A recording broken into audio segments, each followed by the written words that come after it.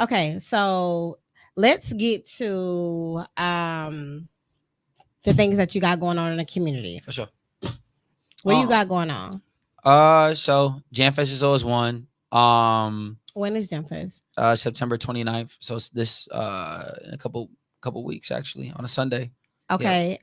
Where can they find tickets? Is it free? Like, So you can go on, we have an online link that we're gonna be dropping. We always drop that 2 weeks prior to, but okay. normally we have a Jamfest team and like a promotion team that one you can get tickets from. We have an office that you can come visit and get tickets from.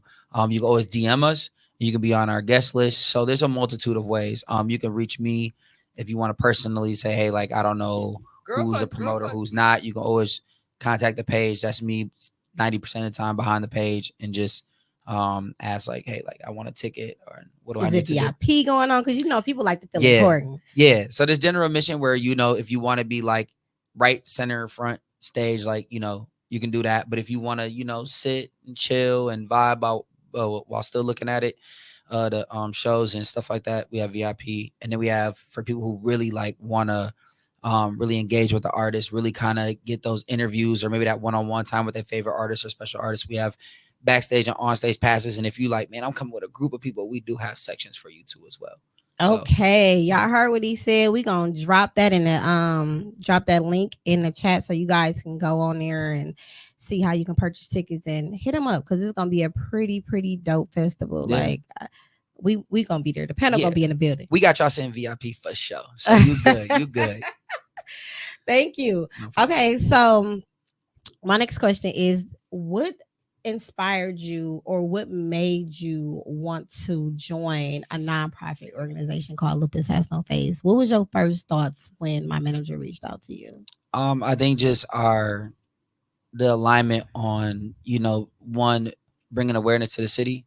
And then as well as like he was just saying like, man, I just see how hard you go for things that you are passionate about when it comes to the city of Milwaukee.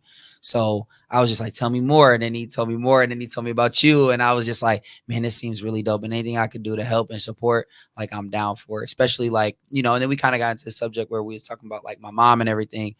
And it just touched home. Like, you know what I'm saying? My shout out to my cousin. I hope she's out there watching like Buki. But hey Buki. Her mom, and stuff had dealt with lupus and stuff like that. Like our family has, lupus in our family, and then as well as like cancer. So it kind of hit home for me. So I was like, man, anything I could do to spread awareness and help, I'm 100% in for, so. We greatly appreciate that because we definitely need awareness to come to the community because a lot of people have lupus, but a lot of people is not comfortable talking about it are comfortable coming out with it. Mm-hmm. So not only are you bringing, the city live dope entertainers, mm-hmm. you are talking about awareness with lupus. And I think having someone like you on our team will definitely turn it into a different direction that it needs to be turned in. Thank you. I think like we all have to see the end goal, the end vision of everything, which is spreading that awareness and knowing that like it could change somebody's life and as well as, bring awareness to our city and maybe even, like I said, save a life where it could help somebody in some way, shape or form. If we're doing that, then, that just fills me up with joy. Like my mom has always said, like, may she rest in peace, but she was always like, if you're not giving back to the world or being a helping hand, then what are you doing here? You know what I mean? Woo! So say that again. Run that back. Run that back. She said,